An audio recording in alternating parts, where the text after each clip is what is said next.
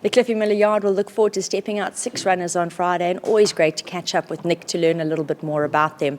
Ocean Flame is first up in race 1. Now, she made her local and poly debut last time out, and we're in front of her box this morning. She's looking really bright. On that occasion, Nick, you had said had she not been drawn so bad, the type of work she is showing you really would make her close on a good thing, and you were so very nearly right.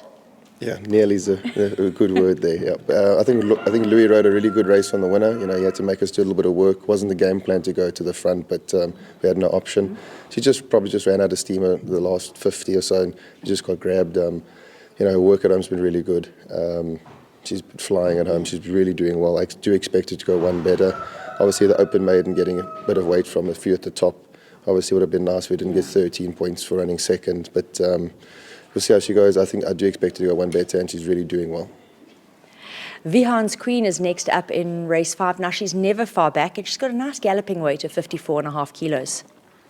Yeah, just trying to get some racing into her. She's had a very stop-start type of preparation throughout her PE career, unfortunately, but she's starting to come to form, and you know, she without troubling the judges, she's really never far off. And hopefully, with a bit of help from the handicapper, you know, there's a few races later on where we can slide in, and it's just a little bit weaker races. I think the horse of Tara's, I think Epic Leros is obviously the horse to beat at the weights and whatnot. But listen, she's game and gutsy. Yeah. I think 2000 probably her best trip, and small field, I definitely think she can find some minor money. Silvano Song will be making his local and poly debut in race 6. Now, he does race off a lengthy break. Yeah, he comes off, I think it's almost 10 months.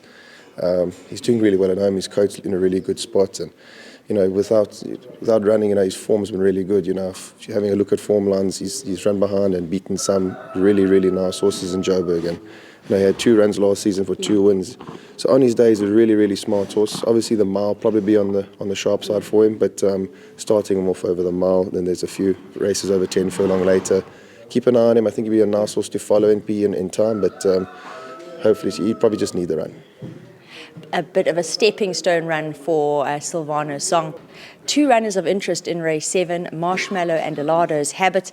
Now, Marshmallow, she's down in class, and she's got the apprentice claim to really take the edge off that top weight. She can definitely be competitive. Elado's Habit as well. Her penultimate run was a really impressive post-maiden run, and last time out against Stronger, she was a little bit too far back and ran on really well. Nick, I don't think she can be overlooked.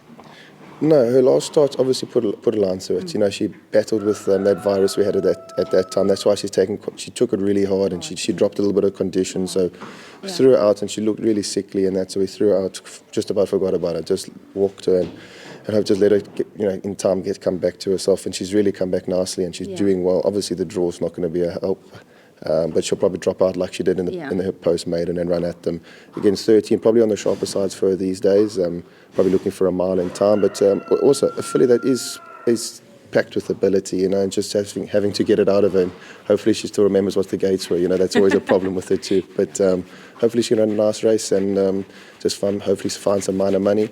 Marshmallow's doing really well, She was in for a race the other day, and I wasn't quite happy with her, so I took her out and just freshened up at the moment, and she's coming along really nicely. She's moving well. She's in a good space. From draw 1, track and trip suits, and the claim, Nastili's riding really well at the moment. Good rider. So I expect a very nice run, and I think 10-1 is very much overpriced, and she could each way value.